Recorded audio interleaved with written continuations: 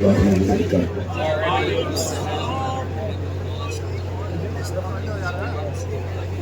لله الحمد لله رب العالمين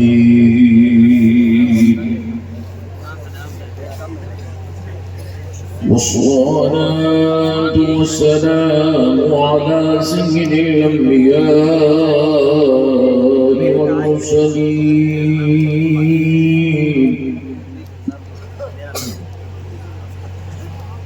وعلى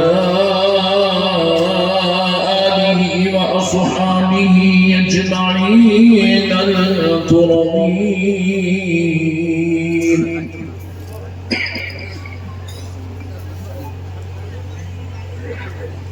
أشهد أن لا إله إلا الله وحده لا شريك له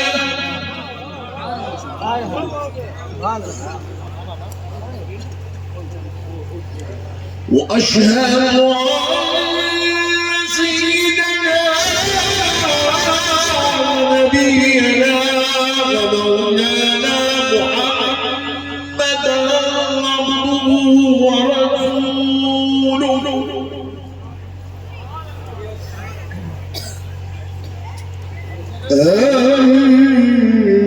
أما بعد فأعوذ بالله من الشيطان الرجيم.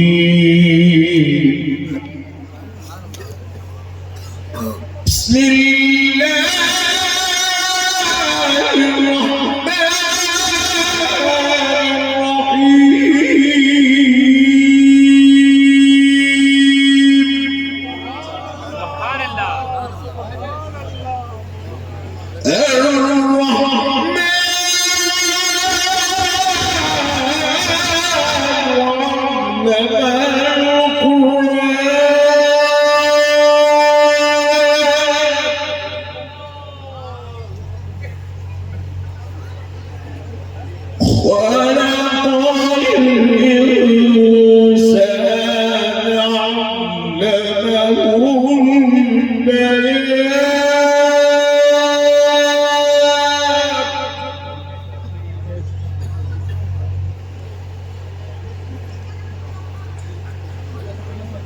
وقال الله تبارك وتعالى في القرآن المجيد: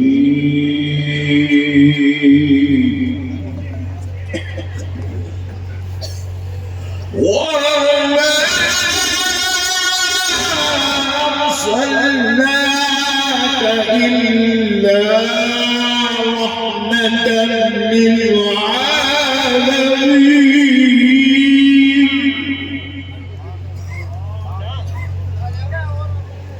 صدق الله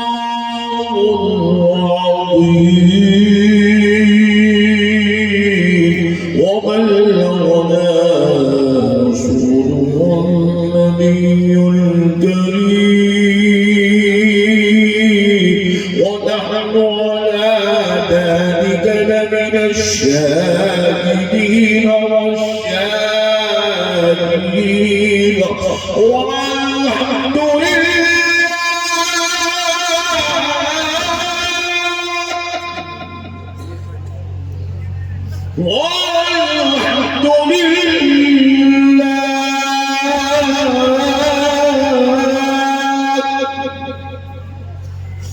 والحمد لله رب العالمين.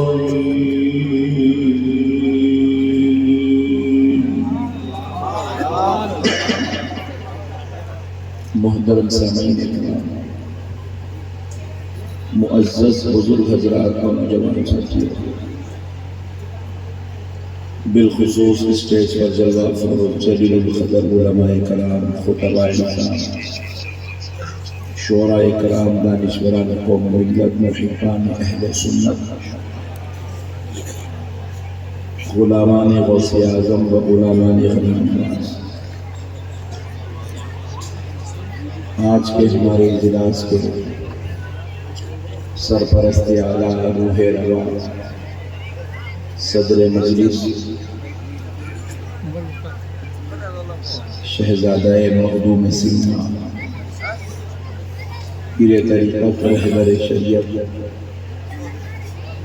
شہین شاہ خطابت حضرت علامہ سید محمد اشرفی الجیلانی صاحب قبلہ مدظلہ العالی المعروف اشرف ملت دامت برکاتہ العالیہ، اور مدرسہ اسلامیہ حنفیہ کے ناظم اعلیٰ حضرت علامہ قاری ابو الفتح صاحب قبلہ مدظلہ العالی دامت برکاتہ العالیہ والقدسیہ، اللہ تبارک و تعالیٰ کا یہ کروڑہ احسان ہے کہ آج کی اس نورانی مجلس میں آپ عاشقان رسول، محبان اہل بیت، غلامان غوث اعظم و غریب نواز کے درمیان میں حضرت اشرف ملت کے حکم پر حاضر ہونے کا موقع نصیب ہوا۔ ابھی آپ نے شہین شاہ خطابت عالم نبیل فاضل جلیل حضرت علامہ شفیق القادری صاحب قبلہ کا بے مثل مثال پرمغز خطاب سماعت فرمایا۔ چند دیر انشاءاللہ تعالیٰ، کیونکہ آج کا جو اجلاس ہے اس کا تعلق علم سے ہے، فضیلت علم پر آج کا عنوان ہے، تو کچھ دیر اس موضوع پر گفتگو کی سعادت حاصل کرتا ہوں۔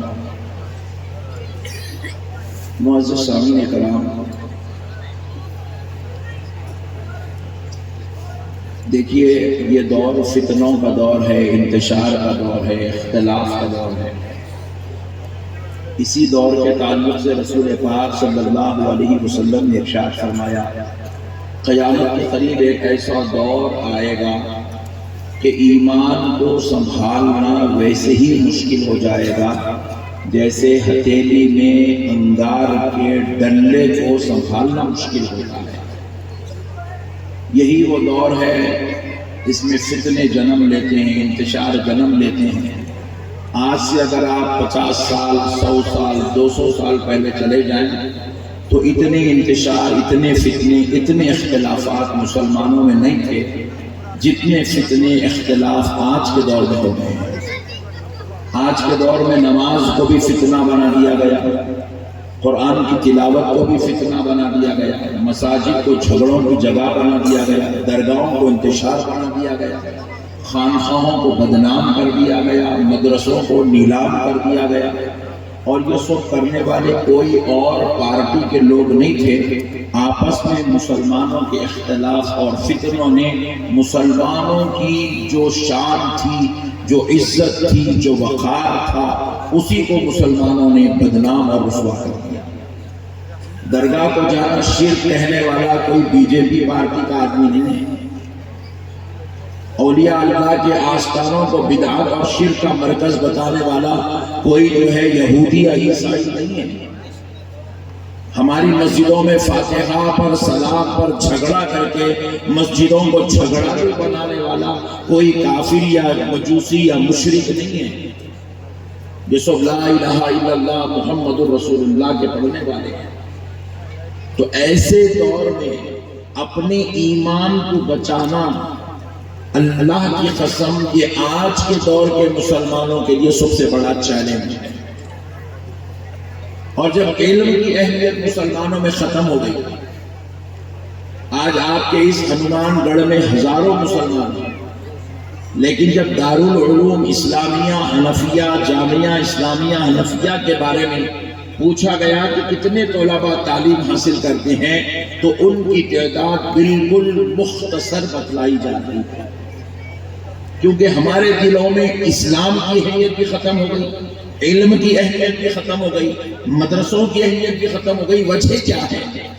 وجہ یہ ہے کہ لوگوں نے ہمارے مدرسوں کو فتنہ بنا دیا، مدرسوں کو اختلاف کا مرکز بنایا۔ یہ وہی مدرسے تھے جہاں بیٹھ کر لوگوں کے دلوں کو روشن کیا جاتا تھا، جہاں بیٹھ کر لوگوں کے دلوں کو پاک کیا جاتا تھا، لوگوں کے دلوں سے جہالت، گندگی، غلاظت کو نکال کر علم کا نور منتقل کیا جاتا تھا۔ لیکن آج اسی مدرسے کو فتووں کے ذریعے سے وہ کوئی اس کو کافر بنا رہا ہے، کوئی اس کو سنے گلی بنا رہا ہے، کوئی اس کو مردود بنا رہا ہے، کوئی اس کو بدعقیدہ بنا رہا ہے، کوئی اس کو ذات جو ہے کھلواڑ کر رہا ہے، کوئی کسی کی سیادت پر جو ہے فتویٰ جاری کر رہا ہے، کوئی کسی کے علم پر فتویٰ جاری کر رہا ہے، کوئی کسی مسلمان کو رسوا کرنے کا کام کر رہا ہے۔ تو ہوا کیا؟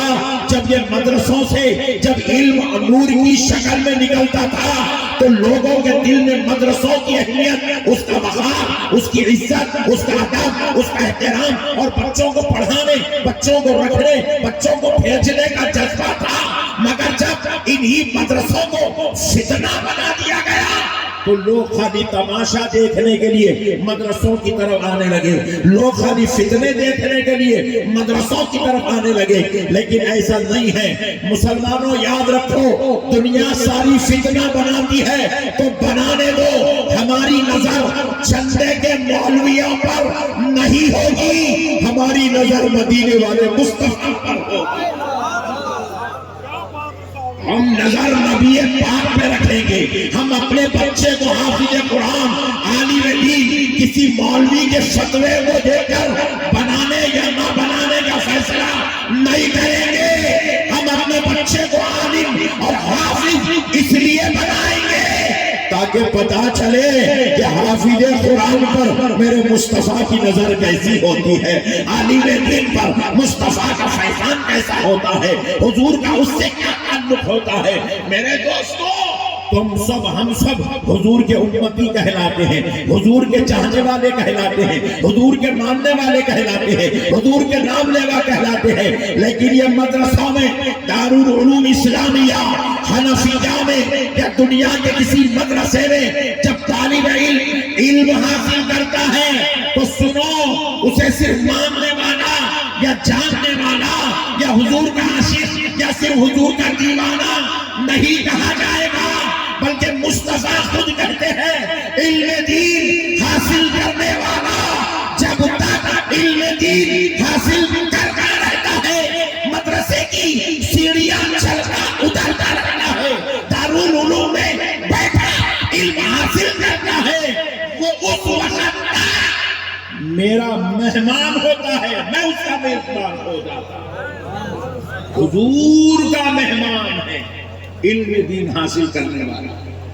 تو پیارے دوستو، اس دور کے فتنوں نے ہم کو اتنا پریشان کر دیا، حتیٰ کہ اب ہماری اس امت میں کچھ ایسے جاہل بھی پیدا ہو گئے جنہوں نے نعوذ باللہ ہمارے نبی کے ساتھ، نام مبارک کے ساتھ، نبی کی شان میں نعوذ باللہ بابرکت کلمات لکھنے کے بجائے انہوں نے ان پڑھ جیسا لفظ لکھا، نبی کے بارے میں کہا کہ نبی ان پڑھ ہیں۔ انہوں نے اتنا فتنہ بنا دیا، لکھا کہ نبی ان پڑھ ہیں۔ پھر پوچھا گیا کیوں ان پڑھ ہیں؟ تو جواب دیا کیونکہ حضور پڑھنا لکھنا نہیں جانتے تھے۔ پھر ہم نے پوچھا کیوں پڑھنا لکھنا نہیں جانتے تھے؟ تو انہوں نے جواب دیا کہ حضور کا کوئی استاذ نہیں ہے، حضور نے کسی کے سامنے زانوے تلمذ ادا نہیں کیا، اس لیے حضور کا کوئی استاذ نہیں ہے، اس لیے حضور پڑھنا لکھنا نہیں جانتے تھے۔ مگر آؤ دوستو، ان جاہلانہ، ان کافرانہ باتوں نے مسلمانوں کے ایمان کو کمزور کر دیا، عقیدوں کو کمزور کر دیا۔ اب حضور کی علمی شان آپ سنیں گے تو آپ کو پتا چلے گا کہ میرے آقا نے علم کو کیا مقام، کیا عزت عطا فرمائی ہے۔ تب ہمارے دلوں میں جب علم کی اہمیت پیدا ہوگی تو پھر ہم اپنے بچوں کو پڑھانے کی طرف رغبت بھی کر لیں گے۔ پیارے دوستو، ذرا سوچئے گا، لوگ کہہ رہے ہیں حضور ان پڑھ ہیں، حضور پڑھنا لکھنا نہیں جانتے تھے۔ ہم نے کہا اچھا، اگر حضور پڑھنا لکھنا نہیں جانتے تھے، اگر تم اپنے بابا جان کے شریف اور ایماندار بیٹے ہو اور بابا جان ہی سے ہو، اگر اس کے اندر آپ کی جو ہے حلال ہونے کا ثبوت ہے، تو بس ذرا صرف اتنا بتا دو کہ یہ جو مسجد کے عالم ہیں، مولانا ہیں، جنہوں نے مدرسے سے فاضل اور عالم کی سند حاصل کی ہے، تم ان کو کیا کہتے ہو؟ تو آپ کہیں گے، مطلب بازو والا کہے گا کہ مولانا، ہم ان کو مولانا کہتے ہیں۔ ہم نے پوچھا مولانا کیوں کہتے ہیں؟ کہیں گے کہ یہ عالم دین ہیں، یہ فاضل ہیں۔ ہم نے پوچھا اچھا یہ عالم دین ہیں اس لیے ان کو مولانا کہا جاتا ہے، ذرا یہ بتاؤ یہ عالم دین پڑھا کیا؟ زیالوجی پڑھا؟ جواب ملا نہیں۔ بایولوجی پڑھا؟ جواب ملا نہیں۔ میتھمیٹیشین ہے؟ جواب ملا نہیں۔ یہ سائنس جانتا ہے؟ جواب ملا نہیں۔ یہ انگلش جانتا ہے؟ جواب ملا نہیں۔ پھر کس وجہ سے اسے عالم بولا جا رہا ہے؟ جواب ملا، اس نے قرآن کی تفاسیر کو پڑھا ہے، اس نے احادیث کی تشریحات کو پڑھا ہے، اس نے صحاح ستہ کو پڑھا ہے، اس نے فقہ اکبر کو پڑھا ہے، اس نے امام اعظم کی فقہ اور امام شافعی کی فقہ کو پڑھا ہے، اس نے منطق و فلسفہ پڑھا۔ ذرا سوچو مسلمانوں، جو تفسیر پڑھ لے، حدیث پڑھ لے، فقہ پڑھ لے، منطق اور فلسفہ پڑھ لے، اس کو کہتے ہیں عالم۔ نہیں سمجھے آپ؟ سمجھے؟ ہنومان گڑھ میں 1 بجے کے بعد نہیں بولتے کیا؟ بولتے؟ اللہ تیرا شکر ہے، ذرا بولو۔ جو تفسیر پڑھ لے، حدیث پڑھ لے، فقہ پڑھ لے، وہ کیا ہے؟ ذرا بولو گا اور ذرا بول سے بولو۔ یہ عالم بولے تو مسجد کے مولانا، اس کا ذہن میں رکھو۔ مفتی صاحب فتویٰ دیتے نہیں، بازو والے۔ شیخ الحدیث عالم، حضرت جی عالم، مفتی دارالعلوم دیوبند عالم۔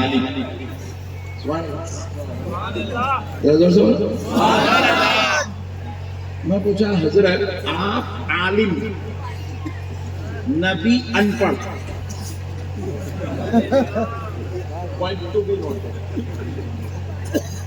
ارے یار وہ ٹھنڈے لوگ ہیں یار، تم لوگ اتنا برا لائٹ لے رہے ہو تو تعجب ہو رہا میرے کو۔ میں آپ کو پوری دنیا کا سب سے بڑا فتنہ ختم کر دے رہا ہوں آج۔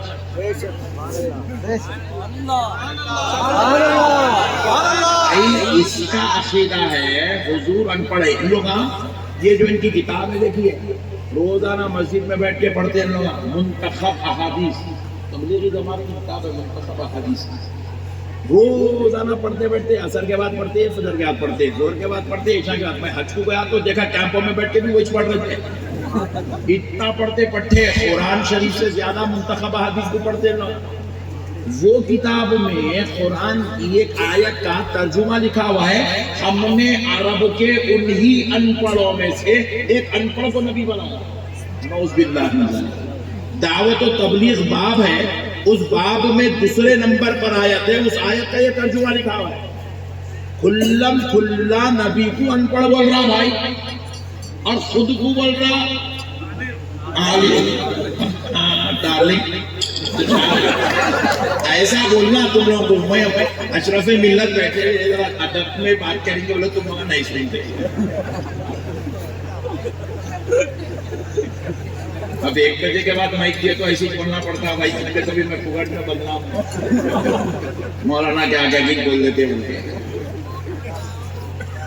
دیکھو دوستو، مسئلے کو سمجھو، انہیں شیخ الحدیث ہو گیا، شیخ التفسیر ہو گیا، شیخ الفقہ ہو گیا، امیر ملت اسلامیہ بن گیا، اور نبی ان پڑھ۔ اللہ اکبر، کیا منوس عقیدہ لے کے آئے بھائی؟ ذرا دیکھو دوستو، ہم نے مولانا کو پکڑا جس کو یہ شیخ الحدیث کہتے ہیں، شیخ التفسیر کہتے ہیں، مفتی دارالعلوم کہتے ہیں۔ ہم نے پوچھا اے مفتی صاحب، علامہ صاحب، مولانا صاحب، عالم صاحب، حفاظ صاحب ذرا یہ تو بتاؤ کہ تم نے اپنے آپ کو عالم علامہ مفتی کہا کس وجہ سے؟ تو جواب دیا ہم نے قرآن کی تفاسیر پڑھا ہے، ہم نے احادیث کی تشریحات کو پڑھا ہے، ہم نے سیاہ ستہ کو پڑھا ہے، ہم نے فقہ کو پڑھا ہے۔ میں بولا تفسیر کو بازو رکھو، فقہ کو بازو رکھو، منطق اور فلسفے کو چھوڑ دو، اب ذرا مجھے اتنا بتاؤ کوئی حدیث پڑھے بغیر عالم ہو سکتا؟ ذرا دور سے بولو، حدیث پڑھے بغیر کوئی عالم ہو سکتا؟ اگر دارالعلوم اسلامیہ حنفیہ میں یہ کہا جائے کہ ہم حدیث کی کتاب نہیں پڑھا سکتے تو پھر اللہ کی قسم یہ سالانہ جلسہ بھی نہیں ہو سکتا، کیونکہ اس کے بغیر کوئی عالم نہیں بن سکتا۔ عالم بننے کے لیے قرآن کی تفاسیر کا پڑھنا جیسے ضروری ہے، حدیث کا پڑھنا بھی ویسے ہی ضروری ہے، فقہ کا پڑھنا بھی ضروری ہے۔ ہم نے کہا تفسیر اور فقہ رکھو، بات صرف حدیث پہ کرتے ہیں۔ آپ حدیث پڑھے آپ عالم ہو گئے، حدیث پڑھے مفتی ہو گئے، حدیث پڑھے علامہ ہو گئے۔ حدیث بولتے کس کو؟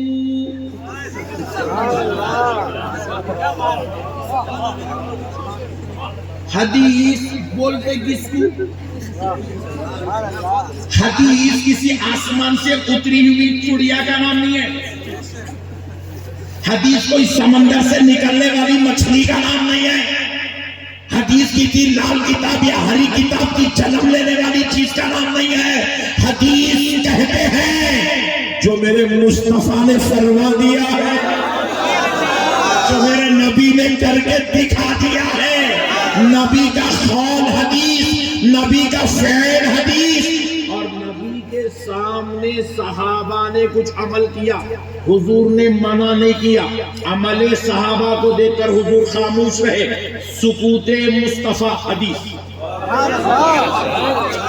میرا نبی، سن لو تین چیزیں حدیث کی آپ کے سمجھانے کے لیے عرض کرنا، تین چیزیں، نبی جو کہہ دے وہ حدیث، نبی جو کرے وہ حدیث، نبی صحابہ کے عمل پر خاموش ہو جائے حدیث۔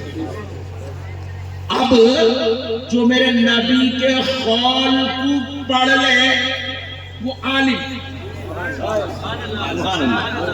قول مصطفیٰ کو جو پڑھ لے وہ عالم، فعل مصطفیٰ کو جو پڑھ لے وہ عالم، سکوت مصطفیٰ کو پڑھ لے عالم۔ ارے ظالمو، میرے نبی کے قول کو پڑھ کے تو عالم بن سکتا، تو پھر جس کا قول ہے اس کے علم کا اندازہ، اس کے علم کا عالم کیا ہوگا؟ جس کے قول کو جمع کر لے تو امام بخاری بن رہے ہیں، امام مسلم بن رہے ہیں، قول کو جمع کر رہے ہیں اسناد کے ساتھ، روایات کے ساتھ، تو کوئی امام بخاری بن گیا، جمع کرنے والا امام مسلم بن گیا، جمع کرنے والا امام ترمذی بن گیا، جمع کرنے والا امام ابو داؤد ہوا، جمع کرنے والا مصنف ابن شیبہ ہو گیا، جمع کرنے والا امام طحاوی ہو گیا، امام ترمذی ہو گیا، امام نسائی ہو گیا۔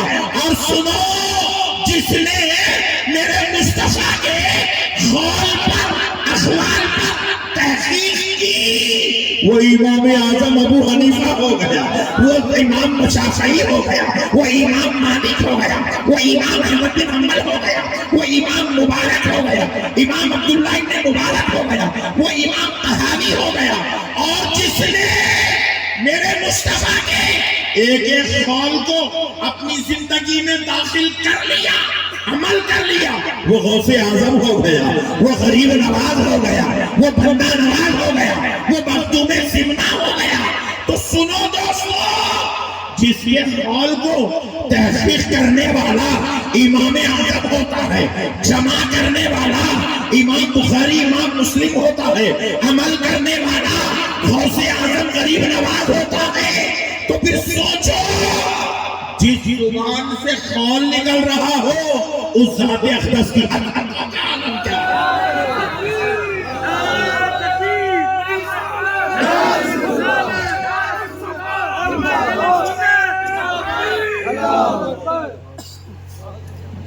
عجیب پڑھنے والے کو تم لوگ عالم بول رہے، تم لوگ مطلب بازو والے، پڑھنے والے کو عالم بول رہا، جس کا خون نکلا زبان پاک سے. ایک صحابی آئے میرے مصطفیٰ کی باری، سچے جاؤں گی میرے آقا کیا شان لے کے پیدا ہوئے میرے نبی. صحابی آئے آ کے کہنے لگے یا رسول اللہ کیا ہمارے اوپر مسواک کرنا ضروری ہے؟ کیا ہر نماز سے پہلے مسواک کرنا ہمارے اوپر ضروری ہے؟ 2 بار پوچھا. تیسری بار پوچھا یا رسول اللہ کیا ہر نماز سے پہلے مسواک کرنا ہمارے اوپر ضروری ہے؟ رسول اللہ نے کہا صحابی جب تم سوال کرو اور اگر میں جواب نہ دوں تو خاموش ہو جاؤ، بار بار سوال مت کرو، بار بار سوال مت کرو. اگر میں ایک بار کہہ دوں اللہ کی قسم قیامت تک وہ عمل کرنا تمہارے اوپر لازم ہوگا. جس کی ہاں کی یہ شان ہے تو اس کے قول کی شان کا عالم کیا ہوگا. اللہ اللہ. حضرت سیدنا ابو ذر رضی اللہ تعالیٰ عنہ ابتدائے اسلام میں، ابتدائے دور اسلام میں حضور جو کچھ فرماتے تھے، حضور جو کچھ فرماتے تھے حضرت ابو ذر لکھ لیتے تھے. حضرت ابو ذر بولیے نا بولیے نا اور لکھ لیتے تھے. بولے تو آپ سمجھ رہے ہوں گے کاپی پہ لے کے جاتے تھے نا، جب پین تھا نا کاپی تھی. کیسے لکھتے تھے؟ پتھروں سے. کس پہ لکھتے تھے؟ ہڈیوں پہ، پتھروں پہ، چمڑوں پہ لکھ لیتے تھے. اللہ اکبر. لکھنے کے لیے پیسہ اہتمام، ہڈیاں جمع کرتے تھے، ہڈیاں. آج ہمارے بچوں کو 10 کاپیاں اسکول کو لے کے جاؤ بولے تو پیرنٹس جا کے ماں باپ جا کے جو ہے اسکول میں لڑ رہے ہیں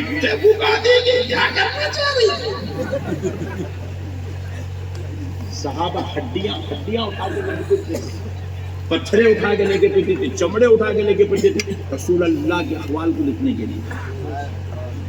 اس پر بھی گفتگو کریں گے 5 منٹ بعد. ذرا پہلے مسئلہ سن لو. حضرت ابو ذر لکھتے تھے، ایک بستہ رہتا تھا اس کے اندر چمڑے کا بیگ، اس کے اندر جمع کر کے رکھتے تھے ہڈیاں. روزانہ حضور جو جو کہہ رہے ہیں لکھ لینا، جو جو کہہ رہے ہیں لکھ لینا، جو جو کہہ رہے ہیں لکھ لینا. ایک دن راستے سے گزر رہے تھے، منافقین پکڑے حضرت ابو ذر. ابو ذر کیا لے کے پھرتا ہے روزہ؟ بولے اس میں یہ وہ چیز ہے جس پر میں اپنے نبی کے کلام کو لکھ لیا کرتا ہوں. منافقین بولے، کفار مشرکین بولے ابو ذر تیرا نبی خوشی میں ہے جو کہا تو وہ بھی لکھ لیتا ہے، نبی جلال میں جو کہتا ہے تو وہ بھی لکھ لیتا ہے، نبی مزاحن کچھ کہتا ہے تو وہ بھی لکھ لیتا ہے، نبی کچھ آرڈر دے فرمان جاری کرے تو وہ بھی لکھ لیتا ہے. عجیب و غریب آدمی ہے یار، عجیب کامہ کرتا ہے. ایک دن بولے، 2 دن بولے، 4 دن بولے، 8 دن بولے. حضرت ابو ذر کا مذاق بنانا شروع کر دیا. حضرت ابو ذر کیا کرے؟ وہ بستہ لانا چھوڑ دیے. لوگ میرا مذاق بنا رہے، چپ اچھا نہیں دکھ رہا بولتے وہ بستہ رکھنا چھوڑ دیے، بیگ گھر میں رکھ دیے، نہیں لائے حضور کے پاس، لکھ نہیں رہے. ایک دن حضور دیکھے ابو ذر نہیں لکھ رہے. کون؟ مسلمان کا نام کیا ہے میرے پاس؟ ہم لوگ اس واسطے پیدا ہوئے. اگر ایسا ہی ہے پیدا کرنے کا مقصد، ایسا ہی اگر بچوں کو رکھنے کا مقصد ہے، اللہ کے واسطے بچے پیدا نہ تو کرو. اگر تم اپنی اولاد کو نہیں پڑھا سکتے تو میری گزارش ہے پیدا مت کرو. بدنام ہو گئے میرے بھائی، ہم لوگ بدنام ہو گئے، بدنام. پوری دنیا میں ذلیل کر ہمارے واسطے یہ جتنے چینل بنے پورے ہمارے واسطے بنے ہوئے پورے. مسلمان کیا کرا، مسلمان کیا کرا، مسلمان کیا کرا، مسلمان کیا کرا، مسلمان کیا کرا، مسلمان کیا کرا. اور آپ اس کو چارج دیتے دیکھو مسلمان یہ کر رہا، مسلمان یہ کر رہا، مسلمان یہ کر رہا، مسلمان یہ کر رہا، مسلمان. میرے بھائی جس امت کا نام بدنام کر رہے ہو جس کی نسبت رسول اللہ سے، کیوں میرے بھائی اپنی اولاد کو نہیں پڑھانے کا مقصد بتاؤ میرے بھائی، کیا وجہ آپ نہیں پڑھاتے؟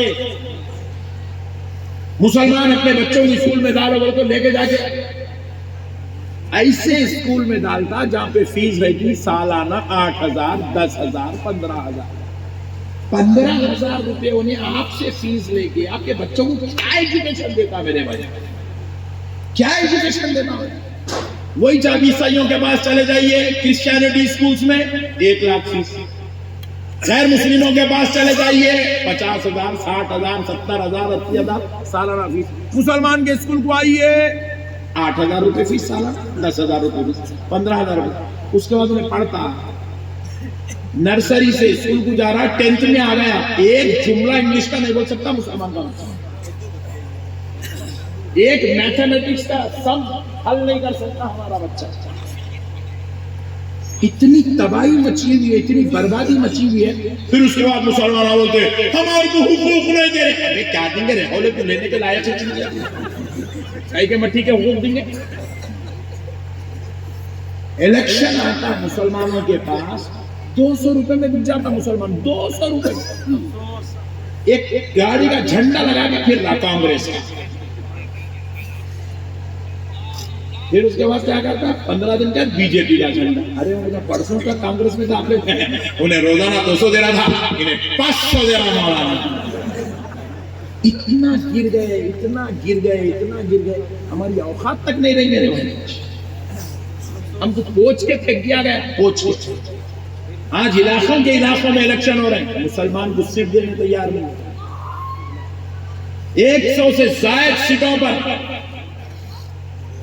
इलेक्शन लड़ा जा रहा है, 200 से ज्यादा सीटों पर इलेक्शन लड़ा जा रहा है, 250 सीटों पर इलेक्शन लड़ा जा रहा है। एक नहीं, 5 पार्टियां मिलकर 250 सीटों के ऊपर लोगों को अपने खड़ा कर रही है। उसके अंदर मुसलमान जगह एक पार्टी वाले, 2 मुसलमान एक पार्टी वाले, 3 मुसलमान एक पार्टी वाले, 4 मुसलमान एक पार्टी वाले, 5 मुसलमान।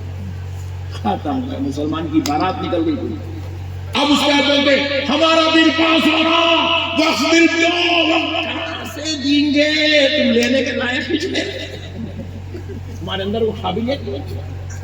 हमारा दुश्मन हमको जो है शेर करना चाहता है, खाली बदनाम करके रखे हुए। हम लोग खुद शेर होना चाह रहे हैं, हमको कोई शेर नहीं कर सकता। अशरफ मिल्लत बैठे में, अल्लाह की कसम खा के एक बात कह रहा हूं मुसलमानों, सुन लो। ये बात उन लोगों के बारे में नहीं जो जलसा छोड़ के चले गए, जान दो उनको नालायक।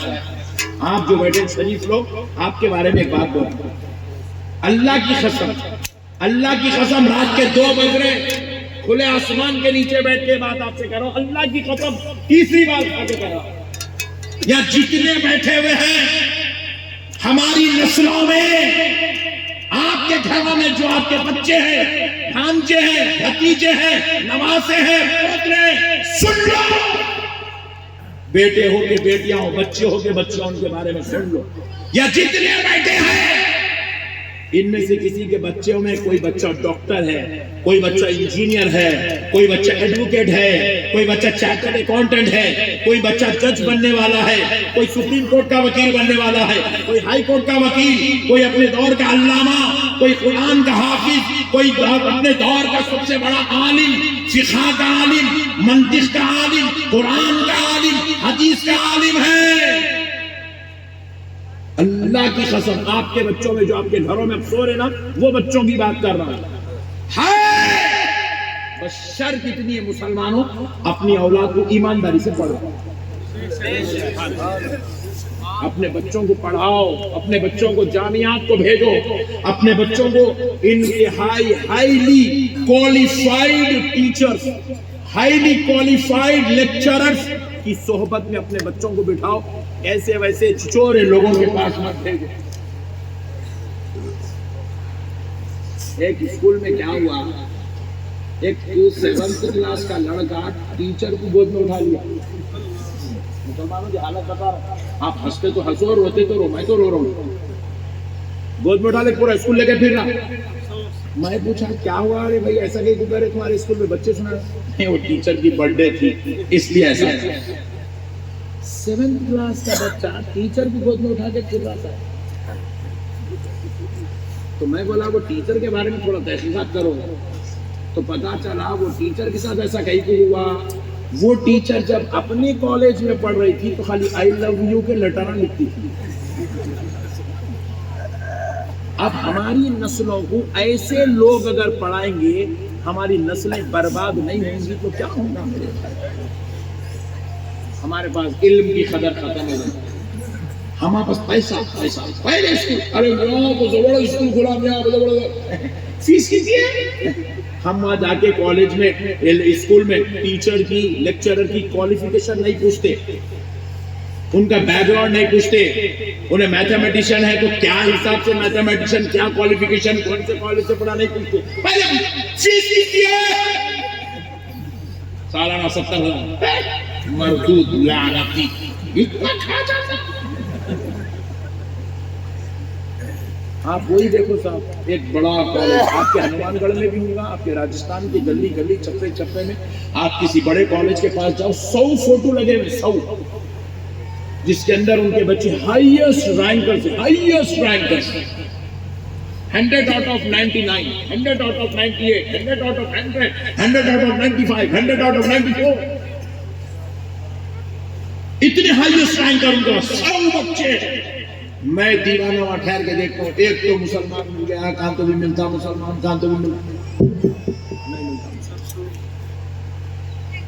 ہمارے باپ جو ہمارے والد بنے ہوئے ہیں, جتنے بیٹھے ہوئے نا والد, ان کو نہ گٹکے کھانے سے فرصت ہے, نہ ان کو سگریٹوں پہ خرچہ کرنے سے فرصت ہے.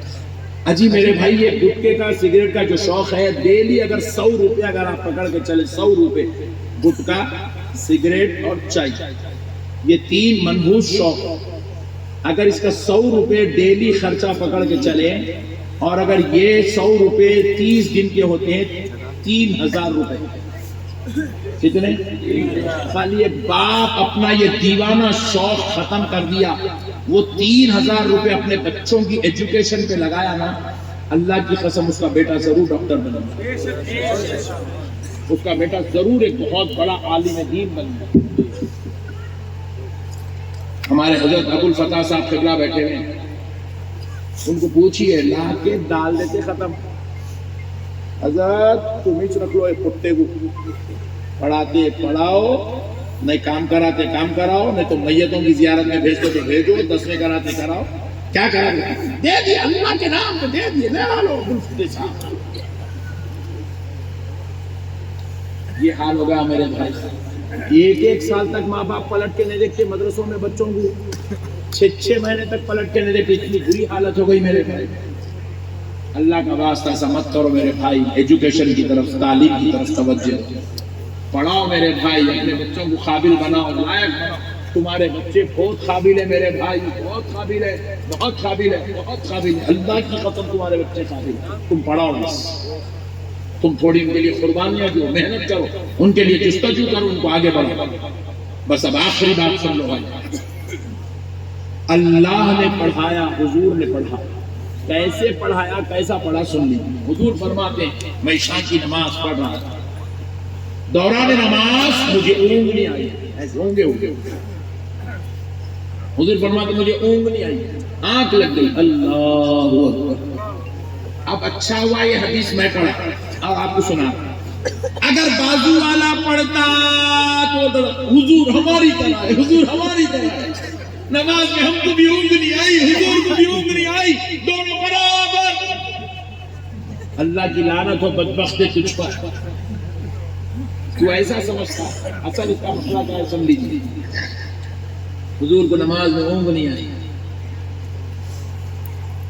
آقا علیہ الصلوۃ والسلام ارشاد فرماتے ہیں کہ جیسے ہی مجھے اونگ نہیں آئی, آنکھ بند ہوئی نماز میں کیا دیکھتا ہوں, رب کا جلوہ میری آنکھوں کے سامنے ہے. سبحان اللہ, سبحان اللہ. رب کا جلوہ میری آنکھوں کے سامنے ہے, اور میرے رب نے میرے سینے پر اپنا دست اقدس رکھا. یہ ہم کو سمجھانے کے لیے کہہ رہے ہیں, ہم کو سمجھانے کے لیے.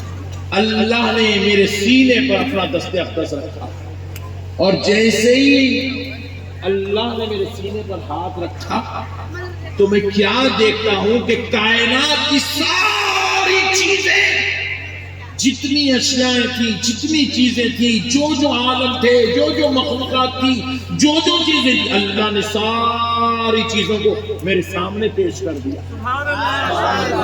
اور میرے سامنے پیش کر کے ان کی تمام تر جو اس کی چیزیں ہیں, اللہ نے اس کی تعلیم اور علم میرے اندر.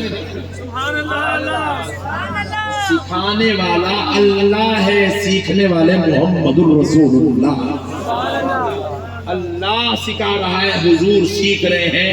خدا را مسلمانوں, اللہ کا واسطہ اپنے نبی کے صدقے کے طفیل سے اپنی نسلوں کو عالم بناؤ اور اس نبی پاک کے علم کو پر اپنی جان قربان کر دو جس نبی کو پڑھانے والی ذات کا نام اللہ ہے، جس نبی پر قرآن نازل ہو رہا ہے، جس نبی کے زبان سے نکلا ہوا ایک ایک لفظ اللہ نے اس کی حفاظت فرمائی ہے۔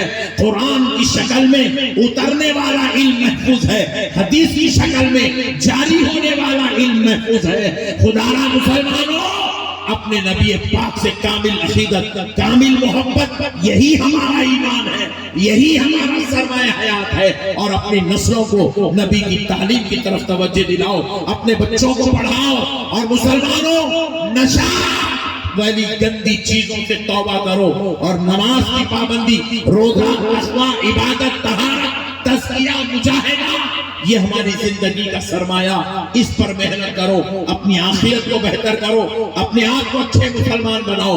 امید کرتا ہوں کہ آپ ضرور میری اس بات پر توجہ دیں گے اور اپنی نسلوں کو پڑھائیں گے، اپنے بچوں کو قابل بنائیں گے، اپنے بچوں کو لائق فائق بنائیں گے۔ امید کرتا ہوں کہ اس گزارش کو آپ قبول کریں گے۔ وَمَا عَلَيْنَا إِلَّا الْبَلَاغُ وَالْحَمْدُ لِلَّهِ رَبِّ الْعَالَمِينَ۔